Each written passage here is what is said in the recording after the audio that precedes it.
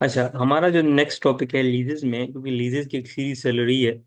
तो उस सीरीज को लेके जो हमारा नेक्स्ट टॉपिक है वो है sale and lease back. Sometime ऐसे होता है कि बिजनेस को फाइनेंस चाहिए होता है और अच्छा खासा बल्क मोड में इन्वेस्टमेंट चाहिए होती है कैश की फॉर्म में, या बिजनेस ने अपनी लिक्विडिटी को इम्प्रूव करना होता है। तो फॉर देट पर्पज बिजनेस क्या करता है कि अपने लॉन्ग टर्म एसेट को सेल आउट कर लेता है, उससे अच्छा खासा कैश आ जाता है, और बिजनेस की जो शॉर्ट टर्म की डेट्स होते हैं, जो लॉन्ग टर्म में बिजनेस ने मैनेज करने होते हैं, वो मैनेज हो जाते हैं। ठीक है। तो उस सिनेरियो में बिजनेस क्या करता है कि अपने एसेट को सेल कर देता है, और on the same time business, क्योंकि बिजनेस को वो एसेट चाहिए होता है, तो बिजनेस वापस उस एसेट को ऑन रेंटल बेसिस पे वापस ले भी आता है। अब चूंकि जब बिजनेस ने सेल किया एसेट, तो अब बिजनेस का तो रहा नहीं। ठीक है। वो जिस पार्टी ने उसको बाय किया है, अब वो ओनरशिप उसकी होगी। देखें, जब भी हम sale and lease lease back की बात करेंगे, तो पहले यहाँ पर जो पहली पहली लाइन है उसमें लिखा हुआ IFRS 15 का क्राइटेरिया मीट होना चाहिए। तो अगर कि IFRS 15 का क्राइटेरिया मीट हो जाता है, तो उसका मतलब ये है कि वो सेल हो चुकी है। ठीक है। क्राइटेरिया क्या है IFRS 15 का? वो बोलता है कि रिस्क एंड रिवॉर्ड जो है वो ट्रांसफर हो जाए उस बंदे को जिसके पास वो एसेट चला जाए। ठीक है। ये एसेट मेरे पास हो, इसका रिवॉर्ड रिस्क किसी और का हो, इसका रिवॉर्ड किसी और का हो, तो वो एसेट मेरा नहीं, यानी इसका रिस्क भी चला जाए और इसका रिवॉर्ड भी चला जाए। और IFRS 15 ही बोलता है कि इसकी पोजीशन भी चला जाए पर चली जाए, यानी अब ये मेरे कंट्रोल में था और मेरी ओनरशिप में था, अब ये एसेट की ओनरशिप ट्रांसफर हो चुकी है। जब ट्रांसफर ओनरशिप ट्रांसफर हो चुकी है, इसकी पोजीशन ट्रांसफर हो चुकी है, इसका मतलब ये है कि ये सेल हो चुकी है। ठीक है। तो ये IFRS 15 तक है। तो पहली चीज, हम जब सेल करें तो सेल अथेंटिक हो, वो IF आपका स्टैंडर्ड माने कि ये सेल हो चुकी है। ठीक है। दूसरी चीज, जब भी हम लीज बैक करते हैं, तो उसके लिए हमें जितना भी एसेट हमने वापस लीज बैक किया होता है, तो हम उसकी प्रेजेंट वैल्यू फाइंड कर रहे होते हैं। ठीक है। प्रेजेंट वैल्यू कैसे फाइंड करते हैं कि फ्यूचर में जो कैश फ्लो हमें मिल रहे होते हैं उनको प्रेजेंट वैल्यू में कन्वर्ट करते हैं। ठीक।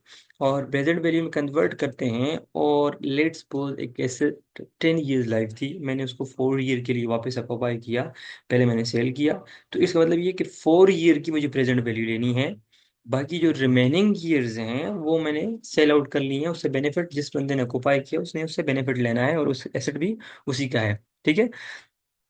इसके साथ साथ, चूंकि राइट टू यूज रिटेन है, तो वो कितना परसेंट है, अगर मैं ये कोशिश करूँ उसे पढ़ने की या समझाने की, तो लेट्स सपोज 4 ईयर के लिए मैंने वापस ऑक्युपाई किया 10 ईयर में से, तो 40% मेरा जो है वो मैंने रिटेन कर लिया। ठीक है। और जब भी इसकी आप अकाउंटिंग ट्रीटमेंट करते हैं, तो आप इस दिन जिस दिन आप इसको सेल आउट करते हैं, उस दिन की कैरिंग वैल्यू उठाते हैं, और प्रेजेंट वैल्यू जो आपने खुद फाइंड की होगी, यानी फ्यूचर के जो कैश फ्लो आपको मिल रहे होंगे, उन कैश फ्लो को प्रेजेंट में कन्वर्ट करते हैं, और जो कि आपको मिल रहे होते हैं उनको नोमिनेटर में रखते हैं, डिनोमिनेटर में फेयर वैल्यू, कि अगर उस दिन जिस दिन के जिस वैल्यू पे आपने एसेट को खरीदा है, जो उसकी मार्केट वैल्यू है, उसको डिनोमिनेटर में रखते हैं। तो आपका जो शेयर आपने रिटेन किया है कैरिंग वैल्यू में से, वापस आपके पास आ जाता है। जैसे कि यहाँ पर अगर आप देखें, तो 7,000 का एसेट था, और उसकी जो कैरिंग वैल्यू थी 5,000 थी। आपने उसको सेल आउट किया, और वापस जब आपने उसको रिटेन किया, तो उसकी जो प्रेजेंट वैल्यू है वो भी यहाँ पर गिवन होगी, अगर नहीं गिवन तो हम फाइंड कर लेंगे। 7,000 का सेल किया, और आपने वापस उसको बाई बैक किया है 8,000 पर एनम में। ठीक है। 8,000 पर एनम 4 ईयर के लिए, 10 ईयर लाइफ थी। अब 4 ईयर की प्रेजेंट वैल्यू फाइंड कर लेंगे, तो प्रेजेंट वैल्यू आपके समय यहाँ पर फाइंड हुई हुई है 2,530। ठीक है। और 253 2,520, और इसको नोमिनेटर में डिनोमिनेटर में फेयर वैल्यू रखेंगे, और ये कैरिंग वैल्यू है, कैरिंग वैल्यू में से हमारा पोर्शन जितना बनता है वो निकल कर सामने आ गया, और जो बाकी पोर्शन है वो उस बंदे का है जिसने एसेट खरीदा है। तो हम अपनी बुक में राइट टू जो रिटर्न है उस वो जो बुक करेंगे, 18086 बुक करेंगे।